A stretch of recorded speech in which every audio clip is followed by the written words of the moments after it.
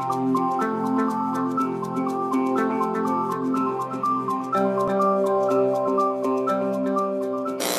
next thing I'm going to talk about is citrus. Citrus has so many varieties. There's a picture I took when I was in California of some of the varieties of citrus, and that's how I got hooked on citrus. Is found out that it's probably the easiest thing to grow if you don't have a freeze.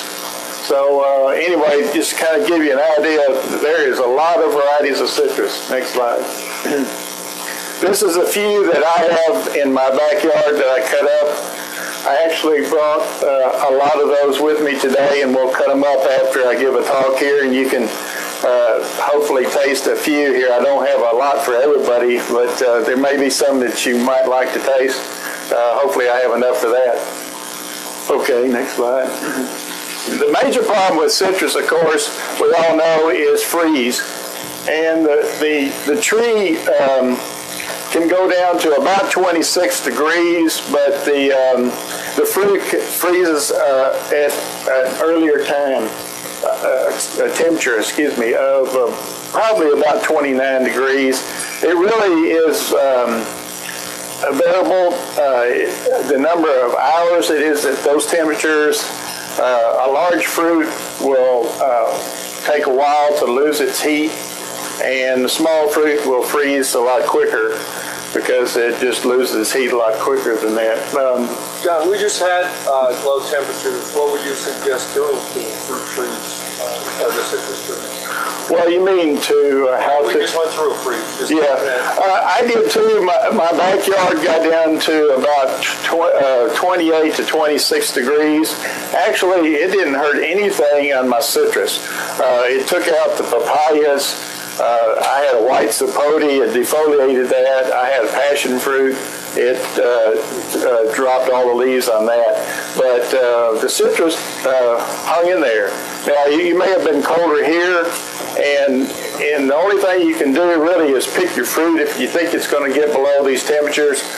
Or you can bank up your citrus. You can cover them one way or another with Christmas tree lights, the old-fashioned type with the big lights. And of course you need to cover them with some kind of cloth or tarp, and you just got to keep them above those temperatures. It doesn't have to be nice and toasty underneath that sheet. It just has to be, like I said, above about 26 degrees. These are a few of my favorite varieties. Bob here has, I know, Moro for sale. And I think I brought one Moro. I actually only have a small tree of Moro, and I think it had 7 fruit on it, and they are really pretty right now. Moro blood orange, you have to let them get cold and then warm in the daytime, so they need to cycle before they'll get the color, and that's typical of blood oranges. Is here. There's some Moro blood oranges that I cut up. Like I said, the color does not develop like in California where the temperatures cycle a whole lot more than ours, but it's best to eat and pick Moros in February because by that time they'll have a lot of color. Although I cut one up just yesterday and it has quite a bit already. Moro, this is some Moro juice that I froze, and it's real pretty. My grandson just loves it. I think a lot of people eat with their eyes, and so this juice will be a lot redder than the juice that comes from like a red grapefruit or a car red navel. Okay.